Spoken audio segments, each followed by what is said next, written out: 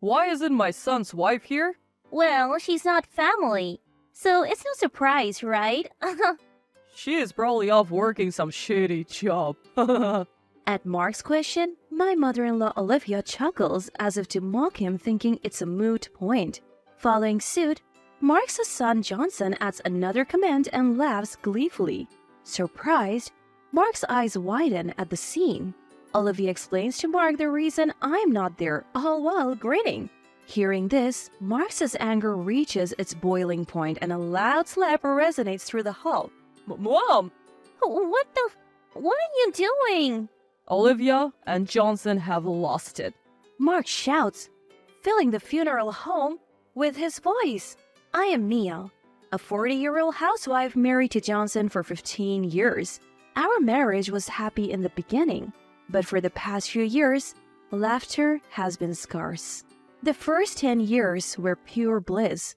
Olivia and I got along and my relationship with Johnson was good.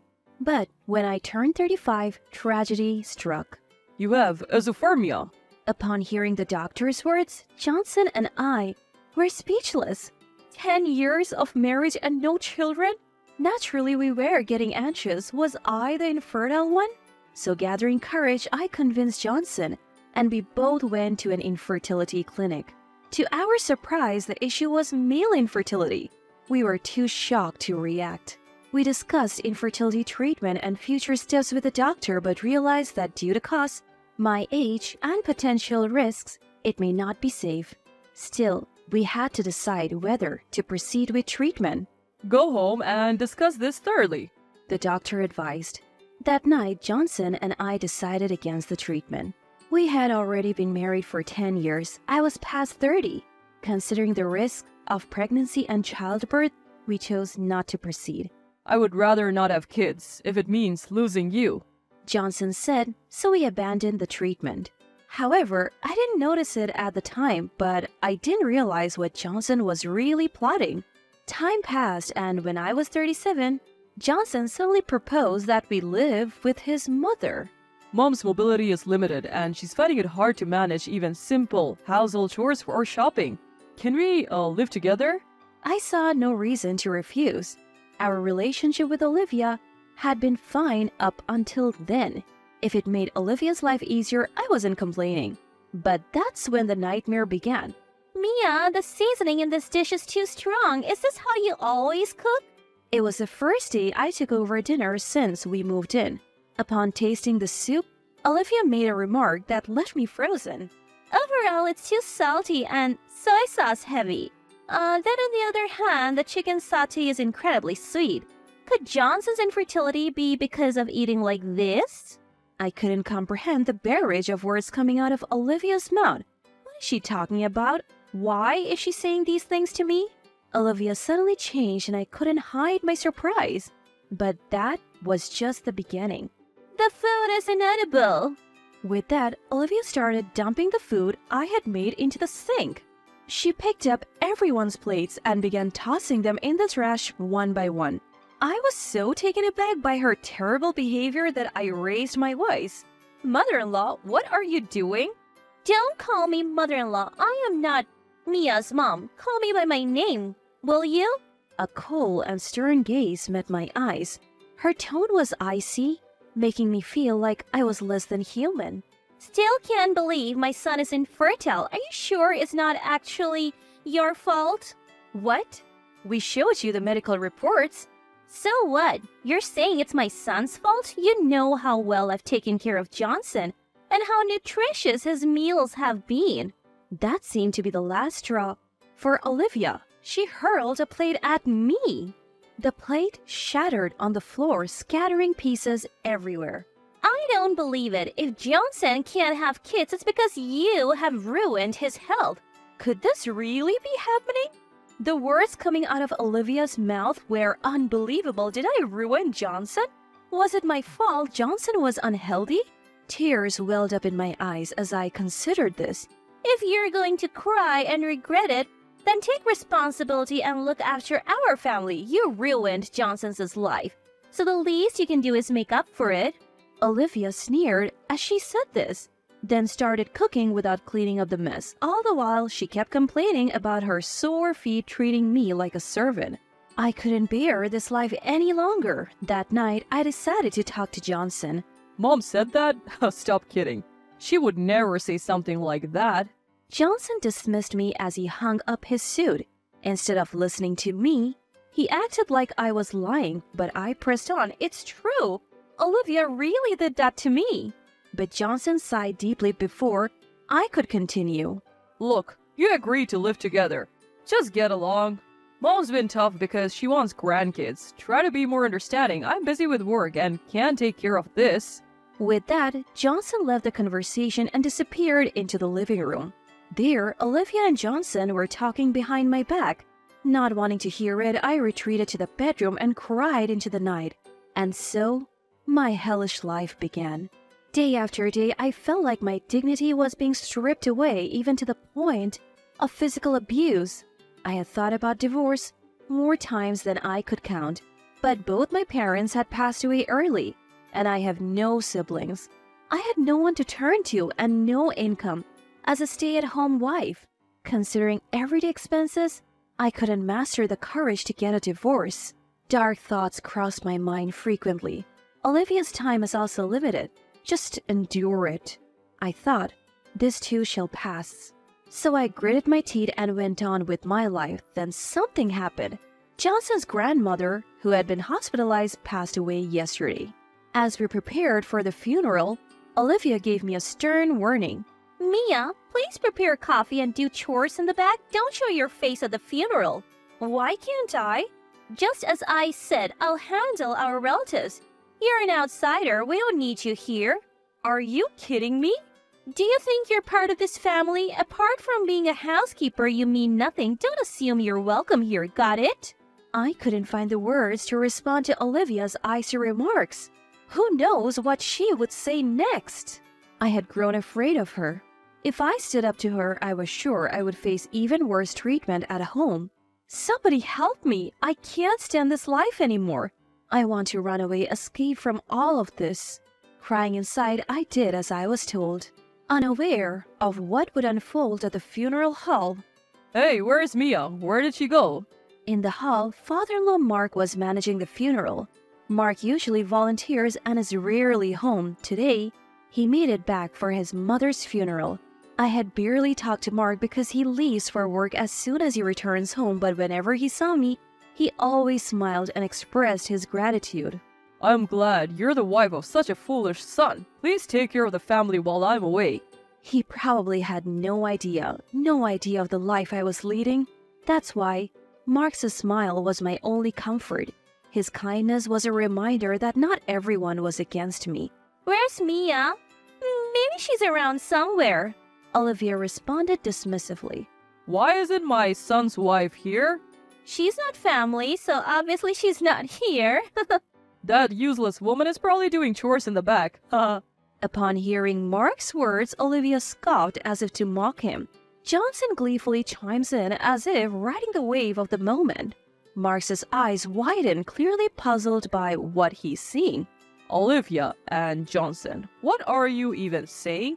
Well, isn't Mia just a housekeeper who's helping out with mom's care? exactly. We can't just invite someone like that to a family-only funeral. Stop making us state the obvious. Mark's response is a loud slap that reverberates in the air. Mom! What the hell are you doing? Olivia and Johnson have lost it. Mark shouts, his voice echoing through the funeral hall. You think you would be where you are without whose help? I heard Mark's voice even while I was doing some chores in the back, making me jolt as I was washing a teacup. Did I just hear Mark? I contemplate going to the hall, but the words Mia said earlier make me hesitate. I don't want to get yelled at. Suddenly, the door bursts open. Startled, I let out a small shriek. An anxious staff member walks in. You're part of the family, right? Could you please help us settle a problem? What's going on? I don't know, just come to the hall. Apparently, there is no time to explain, so I am hastily escorted to the hall. As soon as we arrive, I see a few male relatives holding Mark back. Mark, what happened? Mia, why didn't you speak up? I rush over to Mark, who shakes off the men and grasps my shoulder. His grip is so strong that my body instinctively flinches. My body flinched, and before I knew it, I started trembling from fear.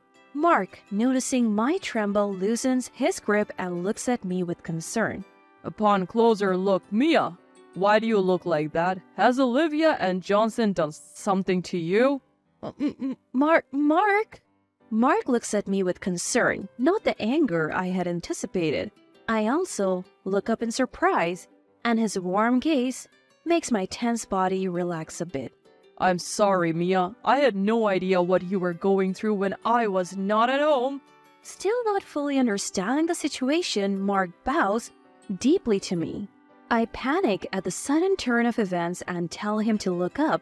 Emma, a relative who saw this, speaks with concern. Mia, has Olivia and Johnson been bullying you all this time? How did you know? They just admitted it. They said they have been making you do chores.